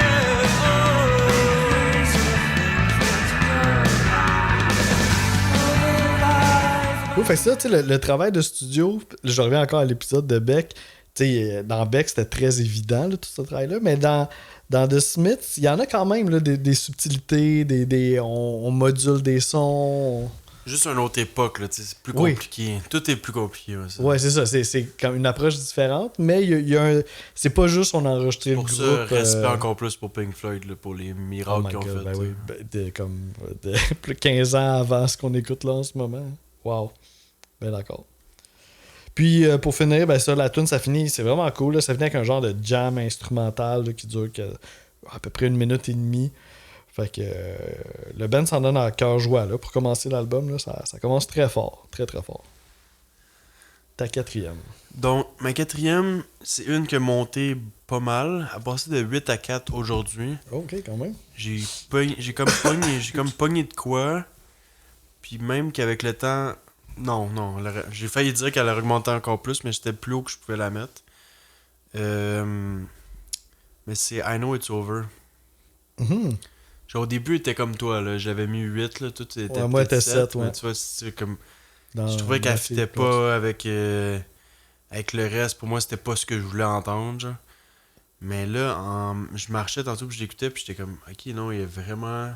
Ouais, c'est bon. Là, ils ont touché une corde, là, que genre... Finalement, je pense qu'il faut que je porte plus d'attention. Mm-hmm. Puis tu vois, Frankly, Mr. Shankly était 4e avant que je la recule 5e. Comme, elle a fait reculer 5e. Ok. Je sais pas si c'est clair ce que je suis en train de dire. Cette Genre, tune- I Know It's Over, elle a monté 4, donc elle a fait reculer Frankly Mr. Quelques- Shankly 5. Ok. Bon, elle était quand même haute, là, Frankly Mr. Shankly. Elle était quand même, elle avait réussi à se mettre 4, là, tu sais. Ouais, mais. Donc, c'est ça. Celui-là est beaucoup plus sentimental. La bass en avant-plan. On entend très bien le drum aussi. Quand ça monte légèrement d'intensité par moment aussi. Puis vocalement, je trouve qu'il se laisse un petit peu plus aller. Aussi, genre dans les longues notes ou ces trucs-là. Là. Ouais, ça, Johnny Vers la Marr fin. disait que c'était une prestation Ouais, c'est ça. impressionnante de Morrissey. Finalement, c'est genre une balade, là, on va se le Ouais, dire. ouais, carrément, ouais. Donc, ouais, c'est pour une balade pour le monde désespéré puis le monde seul. Donc, Tu danses ton slow tout seul. il parle aussi que son ego l'amène à sa perte. Puis, ouais, c'est ça. Donc, c'est très deep, mais je pense que ça... C'est le genre de bands qui sont capables de bien réussir ce genre de choses. Ouais, ouais, définitivement. Puis elle a de l'envergure, elle est assez longue, là, cette pièce-là. Top 3, ça devient sérieux. J'y vais avec celle que tu m'as... Il nous en reste juste une en commun. Ouais, on en a juste une en commun, hein. Attends. J'essaie de voir... Ah, ok, ouais. Ouais, je suis pas si surpris qu'il nous reste elle en commun. Ben moi, ma 3, c'est elle que tu m'as brisé le cœur un peu en la mettant assez basse. C'était peut-être ta dernière? C'était ta La dernière? dernière, ouais, The Ouais. Boy. The Boy with Ouais, the ça, Thorn je pense in que his je side. fais pas de sens. Là. On va... Pendant que tu parles, je vais aller voir sur Best Ever Album, je pense. Ouais, Je ça pense sera que pas ouais, la quoi. dernière, c'est sûr. Là. Fait que c'est ça, c'est pas non plus le chef-d'œuvre absolu, mais je trouve que. Puis c'est ça, je trouve ça tellement ridicule d'avoir écrit ça. Mais je trouve que ça fait tellement de Smiths. Mais évidemment, c'est The Smiths qui joue la tune. Mais je trouve que ça correspond vraiment à l'image du son que je me fais de The Smiths. T'sais, quand je pense à The Smiths, c'est comme à cette tune-là que je pense. Pas nécessairement directement, mais dans ce qu'elle dégage. Là, t'sais. C'est comme super beau, c'est doux, c'est profond, mais en même temps, c'est énergique. Puis je trouve que c'est là que The Smiths sont vraiment particuliers, parce qu'ils sont capables de nous faire sentir une genre de profondeur, nostalgie, mais tout ça sur un rythme quand même vraiment dansant puis entraînant. Puis ça affecte pas le sentiment de beauté puis de profondeur. En tout cas, c'est particulier. T'as le même top 3. Ton top 3, c'est le même top 3, mais peut-être pas dans le même ordre. Ah oui, que Ouais. Best Ever Album? Ah ouais, moi je pensais faire des hot takes. Ah oui, je suis un peu surpris quand même. Ben pas sur tout, là, Puis mais- ta quatrième, c'est The Queen is Dead, c'est la quatrième. Ah ouais, my god. Égalité avec I Know It's Over, donc ma quatrième aussi. Ok. Mon code. Puis Symmetry Gate aussi. Ok, ouais, moi elle était plus basse. Ouais. Cemetery Gates. Puis ta pire, c'est Vicar in Tutu, puis c'est ça là. C'est ça aussi. Ah ok, ben je suis pas loin. Je suis pas loin de la vérité absolue. Oh, on se calme. là. Non, mais c'est ta référence, là, ce site-là, quand même. Fait que, c'est ça, comme tu as dit, c'est la tune préférée de Morrissey. Puis, encore là, ben, c'est le sujet récurrent de l'album. Là, il s'en prend à l'industrie de la musique. Parce que The Boy with the Thorn in His Side, en français, on pourrait dire c'est le garçon et sa bête noire. On pourrait traduire ça comme ça. Thorn, c'est pas comme une épine. Une épine, mais j'ai comme eu l'impression que c'était une genre d'expression. Ok. Puis que si on traduit l'expression, ça serait comme avoir une bête noire. Ok. À vérifier pour être sûr, là, prenez pas ça pour du cash à 100%. Mais c'est ça, on sent, c'est ça, le How can they look into my eyes and they still don't believe me? T'sais, on sent le conflit là, avec ce qu'on sait qui est probablement la compagnie de disques. Mais tout ça sur une musique quand même très romantique, très douce, très belle. Ton numéro 3. Ouais, moi, c'est mon gros coup de cœur, c'est Symmetry Gate. Ah ouais, ok. Moi, c'était mon avant-dernière. S'il n'y avait pas les autres plus grandioses en termes de composition puis de production, je l'aurais été plus haute. Parce qu'elle est beaucoup plus simple. Ouais. Mais c'est un peu. Ouais, mais finalement, c'est un peu ma lost cause de celle-là. Genre comme. Par rapport à Beck, encore une fois. Tabarnak. Manquez pas cet Il n'y épisode-là. aura jamais de lien. Autant un plus gros lien entre Beck et The Smiths qu'en ce moment. Ça, c'est sûr. Mais ça, après les là, en plus ce qui aide, c'est qu'après les deux plus deep de Symmetry Gates qui embarquent, puis là beaucoup plus nice comme vibe. Ouais. Un peu un Frankly Mr. Shankly vibe un peu. Là. Ouais. Puis là, je savais pas que Vicar in Tutu allait arriver éventuellement, donc ces trois-là, c'est peut-être un lien à faire entre ces trois-là. Ouais, je suis d'accord. je trouverais que ça fait vraiment comme un gars qui écoute ça au cimetière le jour sous le soleil, là, tu sais, ça fait pas ensemble, là, tu sais, un gars, la tristesse et tout, mais là, je trouvais que c'est le contraste entre, genre, la tristesse, mais dans un cimetière, mais avec le soleil le jour, là, tu sais. Donc, c'est un peu c'est assez particulier compliqué comme scène. ouais, c'est ça. Mais Morrissey, il porte tous ces genres de contradictions-là en lui. Hein. Clairement la plus dansante aussi de l'album. Comme tu as dit, Mar était moins sûr de cela, mais je trouve que c'est la mélodie pour moi est tellement comme elle me fait du bien, genre. OK. La magie est là, la magie est là. Sinon, comme tu disais, ça parlerait de la visite du Southern Cemetery de Manchester avec son ami Lender Sterling, si je peux être encore plus précis. Puis aussi, il parlait qu'il avait beaucoup besoin de justement ces longues marches-là dans sa vie pour s'aider dans ses troubles mentaux, si on peut dire ça aussi. Ouais, j'ai vu ça mentales, aussi, de genre ouais. de pouvoir s'évader un peu dans ces longues marches-là. Puis le cimetière, c'est un endroit un peu solennel d'introspection. Donc, Ouais, puis il disait que quand il revenait de ces longues marches-là, ben là, il écrivait en fou là, une fois chez eux. Là. C'est comme si ça l'avait éveillé son inspiration. Un être assez loner, là, quand même. Numéro 2, ben, je vais avec une immense tune du groupe, là, qui est celle qu'on a en commun dans le top 3, là, qui est There is a light that never goes out. Ouais, c'est là que t'as été à l'opposé du consensus. Ouais, c'est ça. Je m'attendais quand même à être un peu à l'extérieur, parce que ça serait peut-être... C'est sûr que c'est celle-là la obvious numéro 1, là. Puis il y a plein de raisons pour ça, là, tu sais, en tout cas, je sais même pas par où commencer, j'ai trop de points, là, mais je veux dire, c'est vraiment une des chansons les plus... C'est drôle que tu dis ça, t'as trop de points, parce que genre, durant mes notes, j'avais de la misère à trouver des trucs à écrire, mais quand que cela est apparu, Ça a sorti... genre, il y avait tellement d'éléments, Uh-huh. je trouvais que c'était facile de genre, me laisser aller. Ouais, c'est ça. Ben, c'est ça que je remarque dans mes notes, là. Il y a beaucoup d'affaires, je dirais peut-être pas toutes, là, parce que bon, je vais t'en laisser aussi, c'est ton numéro 1. Mais mettons, dans les points les plus particuliers, c'est drôle parce que Morrissey, tout le long de l'album, il s'est un peu plaint de sa solitude, puis qu'il était outsider, puis que c'était pas facile. Mais là, on sent, à la toute fin de l'album, c'est l'avant-dernière tune dans le pacing, on sent que Morrissey, finalement, il a comme trouvé quelqu'un, tu sais, puis là, il est avec quelqu'un, puis il a pas le goût de laisser tomber cette personne-là, mais pas du tout, là. Il veut plus rentrer chez eux, il veut juste rester avec cette personne-là. Puis, même dans le refrain, ça va même plus loin que ça. Parce que là, il dit que si jamais il vient à mourir avec cette personne-là, ben ça serait un plaisir, voire un privilège. Là. Mais Fait que ça, cette chanson-là était un peu côté interprétation. On dirait que tout le monde peut aller chercher son take pas, dessus. ouais, on dirait là. que c'est pas très, très clair, genre exactement la vision. Genre, on dirait que chacun peut se l'approprier un peu. Ça, ben moi, j'ai comme vu, c'est ça, là, c'est comme si ça finissait bien un peu, dans le sens que, tu sais, tout le long, il était seul, puis là, finalement, on le sent accompagné.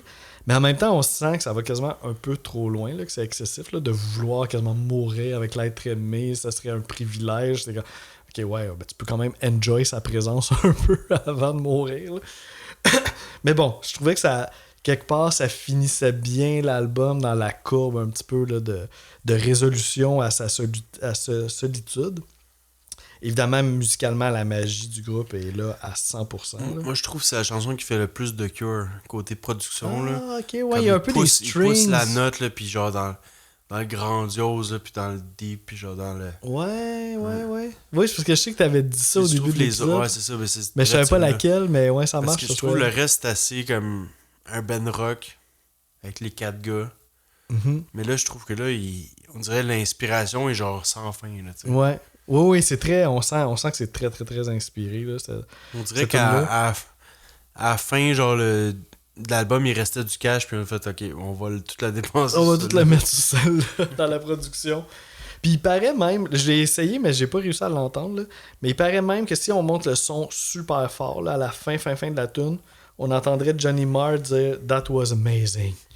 Mais j'ai essayé, mais j'ai pas entendu. Mais bon, vous l'essayerez chez vous si jamais ça vous tente. Puis, j'ai-tu d'autres choses à dire là-dessus? Ben, non, je vais te laisser le reste pour toi. Puis, il y a un vidéoclip. J'ai aussi ma pour les deuxième intéressés. avant. Ouais, c'est vrai. Ça va être The Queen is Dead. Je pense pas que c'est si bizarre que ça. Non, ça, j'avoue. Il y a juste Big Mouth Strikes Again, j'avoue que j'ai mis un petit peu plus loin que toi. Ça va être ta première, j'ai l'impression. Non, c'est pas celle-là. Ah, non, moi, je l'ai déjà nommé. Non, ma première, c'est un hot take, là. Ok, c'est pour Fait que c'est pour ça que je trouvais que c'était bizarre que Best Ever Album soit d'accord c'est avec fucking, moi pour ça. Some girls are bigger, asti de calice. Mais je t'explique ça tantôt. Asti, t'as été un bon. T'as bien Hein? caché J'ai ça. bien caché mes cartes. Bon, The Queen is Dead. Ça commence avec la plonge, justement, comme t'as dit tantôt.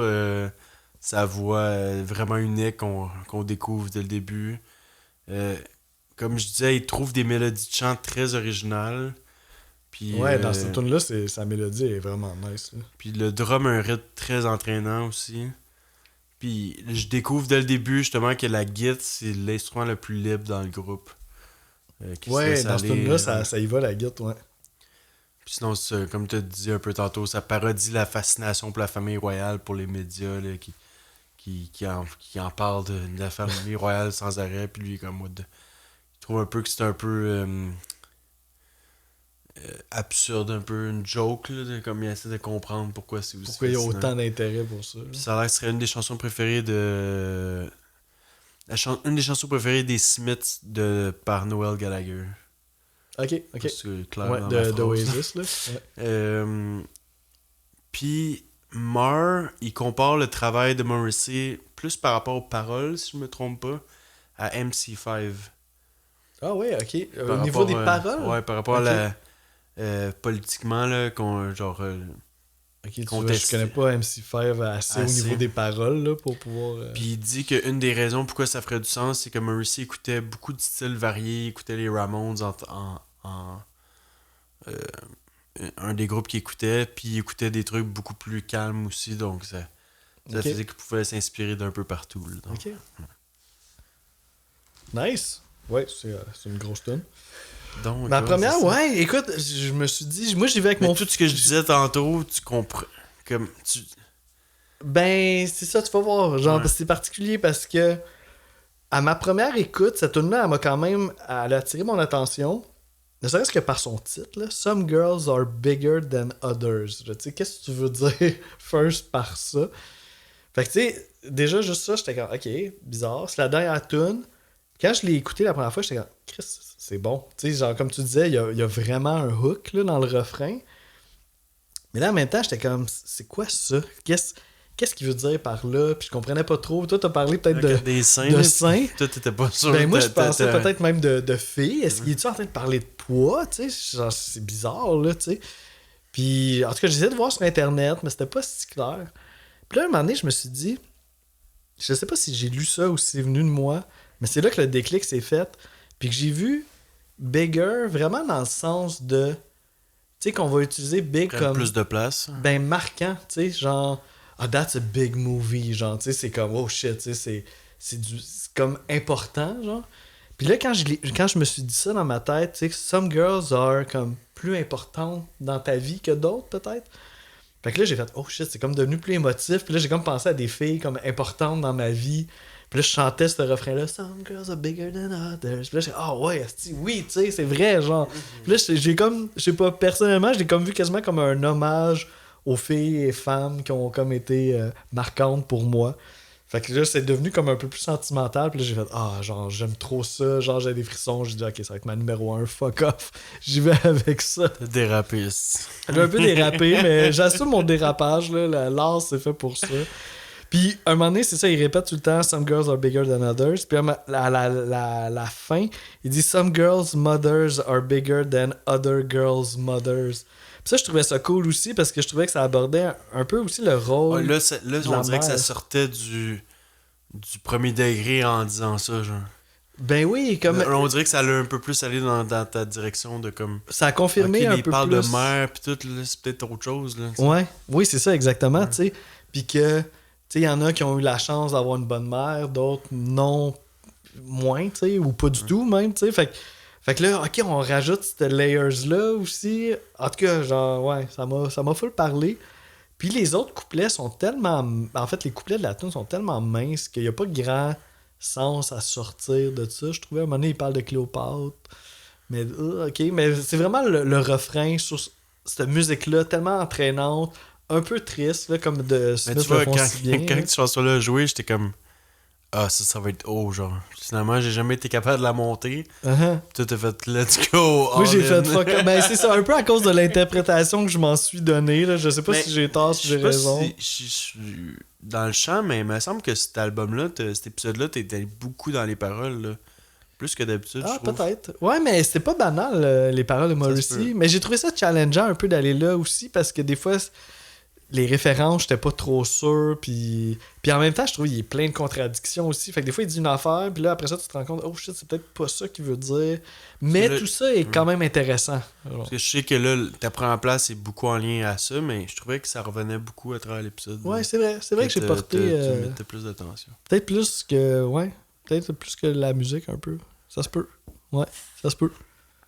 Mais ça, c'est différent à chaque épisode, honnêtement, puis c'est dur à comprendre. Comment Ouais, parce que des la fois. direction de notes, des fois, c'est dur à Mais c'est un peu saisir. si ça me parle. Tu sais, je pense que là, les paroles m'ont quand même fasciné. J'ai eu une curiosité envers les paroles que, mettons, j'ai pas eu pour d'autres. J'ai pas d'exemple qui viennent en tête, mais je sais que des fois. Ok, je lis les top paroles, 5 puis- des albums que t'as moins. Parfait, en 5e position. Mais tu sais, des fois, on dirait, je lis les paroles, puis c'est pas que c'est mauvais ou que c'est juste qu'on dirait que je sais pas. On dirait que j'ai comme rien à dire par rapport à ça. Mais dans ce cas-là, ça a beaucoup de personnalité, là, les paroles, quand même. Fait que ça m'a attiré. Ça a attiré mon attention. Nice! Bon, ben moi, j'ai pas été capable de. J'ai été cliché pour ma première position, mais là, je pense que c'est le bon moment d'être cliché. Là. Ouais, ben là, tu te trompes pas. Donc, là. There's a Light That Never Goes Out. C'est leur plus grand classique que tu connaissais pas tant que ça. Puis, honnêtement, je suis un peu surpris que ce soit leur plus gros classique parce qu'il n'y a pas de si gros hook que ça dans la chanson. Ouais. Genre, c'est pas comme. C'est vraiment pas comme Some Girls Are Bigger Than Others qui reste dans la tête. Ça, c'est comme. Un peu comme The Queen is Dead, c'est genre. Ça l'avance. Mais c'est pas tant un band de hook, hein. Tu sais, je pense aux autres Mais, tunes. How Soon Is Now. Ouais, ça. C'est plus la guitare. Ouais, on dirait, plus qui fait le hook. riff qui Ouais. reste dans la tête, mais. Puis This Ouais, ça veut Charming dire, Man aussi, c'est un Some peu Girls plus... Are Bigger Than Others, c'est leur plus gros. c'est leur plus gros riff. refrain, en tout cas. Euh, Some refrains are bigger than others. Mais le refrain de There is a Light That Never Goes Out, je le trouve vraiment épique. Je trouve que c'est c'est pas un hook, mais c'est un très bon refrain avec les strings qui embarquent. Puis il y a même des espèces de flûtes aussi. Ouais, je pense qu'il y a de la flûte là-dedans, C'est ouais. comme Ouais. random, là, des flûtes. Je suis comme, Uh-huh. ok, genre, c'est pour ça que je te dis que Ils ont comme mis le paquet, élément après élément, genre, je trouvais que c'est, comme je disais tantôt, une des chansons qui ressemblait le plus à The Cure. La bass aussi est insane. Puis comme je te disais tantôt, ça peut avoir plusieurs significations. Il y a du monde qui dirait un hymne à la dépression. Il y en a d'autres qui disaient soit plus un espoir d'amour. Il y en a d'autres qui disaient plus frustration d'être adolescent. Ok. Genre Ça serait teenage intéressant. angst, là, un peu. C'est dur De- à traduire, là, mais... Faudrait que je relise les paroles en ayant ça en tête, ouais. Mais ouais, celui-là, c'était dur à reculer. Là. Ouais. Puis Queen is Dead, comme elle me faisait pas autant. Symmetry Gates, pour moi, c'était comme. Je l'écoutais tout de suite automatique, c'était comme oh nice, nice. Hein. Mais Queen is Dead, c'était peut-être pas aussi facile, mais il y avait de quoi de gros, genre, qui a fait qu'elle a réussi à se mettre aussi haut. Mais Uh-huh. je pense que c'est ça qui ont. Pour mon Ouais, top ben, elle a 2. de l'ampleur, là. Ouais, pour mon top 2, c'est l'ampleur des deux chansons qui ont. Ouais, qui ont que ça a qui joué sont- dans qui sont Balance. restés là, ouais, c'est ça. Ouais, je peux comprendre. Cool. Ah, mais c'est le fun. En tout cas, je suis content de mon expérience, Ouais, là. aucun pareil. Non, c'est vrai, hein. Mais je suis vraiment pas surpris. Je trouve que c'était un album. Côté ranking, là, je pense que même tu le ferais écouter à plein de monde, puis ça pourrait aller dans Ça peut aller bien dans des différents directions. sens. Je pense que oui. Ben, tu C'est sais, peut-être la numéro 1, je pense que tout était hors norme, Ouais. là, mais Non, ouais, non, ça, je le savais en c'est partant. 97% du monde le mettrait numéro 1. Puis je pense que la dernière, il y aurait beaucoup de monde aussi qui la mettrait, le Vicar. Ouais, moi Et aussi. Natutu. Mais on dirait que j'avais besoin pour cet album-là. Toutes les tunes un peu plus enjouées, j'ai eu comme automatiquement. T'avais besoin d'y comme, prendre. automatiquement, on dirait qu'il prenait plus de place. Uh-huh. Ouais, je peux voir, là, parce qu'il y a des moments assez dark. Là, Tu aussi. vois, il y a No. I Know It's Over que. Random à la dernière minute que j'ai comme. Qui a remonté, Je sais ouais. pas pourquoi j'ai comme. Ben moi j'ai aussi, plus je explosé. l'écoutais, celle-là, plus je m'y faisais, je te dirais. Clairement, comparé à l'autre d'après, je trouvais qu'il y a vraiment quoi de plus. Comparativement à Never Had No One Ever. Exact. Ouais, ouais c'est ça. Moi aussi, je l'ai mis avant celle-là, mais les deux sont collés quand même. Ouais. Donc, ouais. Côté note, là, je sais pas si toi tu l'as dans ta tête. Ben moi, je m'étais fait une idée, là, tu sais, genre, j'ai aimé mon expérience là, de vivre un album de The Smiths, là. Puis il y a eu des moments vraiment forts. Je pense qu'il faut être un peu dans la vibe pour vraiment l'apprécier. Là, on se met dans le Enemy meilleur album ever, Ouais, c'est Pitchfork 10 sur 10, là, c'est comme... La pression. Ça joue là, un peu dans le... what the fuck, là, je me situe par rapport à ça. Ouais. Ben moi, j'ai le goût de mettre un 9. J'ai le goût de mettre un 9 pour ma part parce que j'ai quand même trouvé l'écriture de Morrissey fascinante. Puis l'unicité de leur son. Là, ils sont capables d'aller chercher quelque chose de nostalgique tout en étant rythmé. Ouais, je trouve que c'est unique. Faut être dans la vibe. Ouais, moi, je pense que là, ça m'a joué on dirait depuis peut-être un an, j'ai comme trouvé ma méthode pour faire mon ranking puis faire mes notes efficaces, en peu d'écoute. Là, je pense que ça m'a joué ça s'est joué contre moi pour celle-là. Uh-huh. Parce que je pense que ça prend un peu plus de temps à digérer. Moi, Puis là, je pense j'ai un que- peu ce feeling-là. Ouais, je pense que je suis pas encore rendu là. Dans On ton. dirait j'ai de la misère à monter haut, puis je pense que je vais rester à 8. Uh-huh. 8 sur 10. On dirait qu'il manque de... Il manque de moments wow, là, tu sais, comme dans... L'épisode de Beck, hein? Laisse-moi deviner. Mais genre, le début, là, comme la première moitié, c'est comme wow, wow, wow, wow, wow, genre un après l'autre, là, bang, bang, bang. Là, Ouais. c'est comme Queen is Dead, ok, wow, c'est... Mais non, pas wow, justement. Mais genre, comme, C'est bon. vraiment, c'est une très bonne chanson, mais...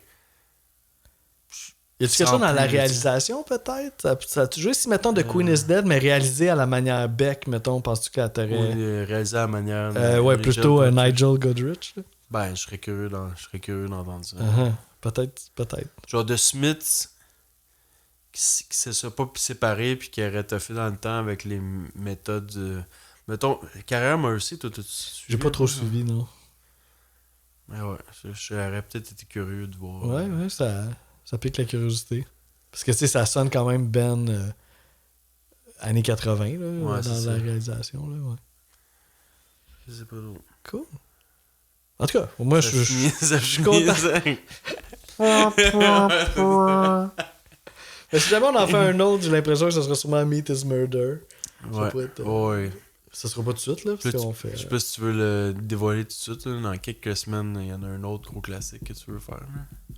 Ah, oui, ben mon prochain choix, c'est pas tout de suite, Ouais, là, c'est mais ça, ça va exact. être Velvet Underground. Ouais, ça, c'est un autre And classique Nico, qu'on va là, faire le premier. éventuellement, Ouais, c'est ça. Je continue ma lignée d'immenses classiques que je connais pas beaucoup. Ben, je connais quelques tunes, là, cet album-là, quand même, mais... Ouais, moi, je pense que je le connais quand même plus que toi, je pense. Ouais, se je peut. pense que je l'ai... C'est Je pas pense, trop difficile. je pense que je suis content que ton... Ah ouais? C'est un je- album que t'aimes? On dirait, à force d'en reparler là, on dirait, je suis comme... Ça... J'ai hâte là, de l'écouter. Ok. Ah, nice. Ben, c'est pas Non, le non, prochain, non, là. non, Ça va c'est être... ça. je pense au mois de novembre. Dans de pas si décembre. longtemps que ça. Ouais, Là. c'est ça. Cette année. Ouais. Puis là, le prochain, c'est hors norme, vu que normalement, on a toujours... bon, le prochain, c'est ça. Là, c'est un de mes amis qui va être là, mais On il sait a un pas petit son peu de la choix. misère à faire prendre sa décision. Donc, on va enregistrer ça en 2 semaines. Donc, on va avoir le temps en masse. Mais ça va être avec Alexis, un de mes amis quand j'étais allé en voyage l'année passée. C'est Ouais. un des bons amis à Rémi qui est venu à notre Oui, qui est podcast. venu Puis, aussi. que j'aime beaucoup parler avec. Donc, je pense qu'il serait un très bon invité pour notre podcast. Nice. Donc, prochain épisode avec un album surprise.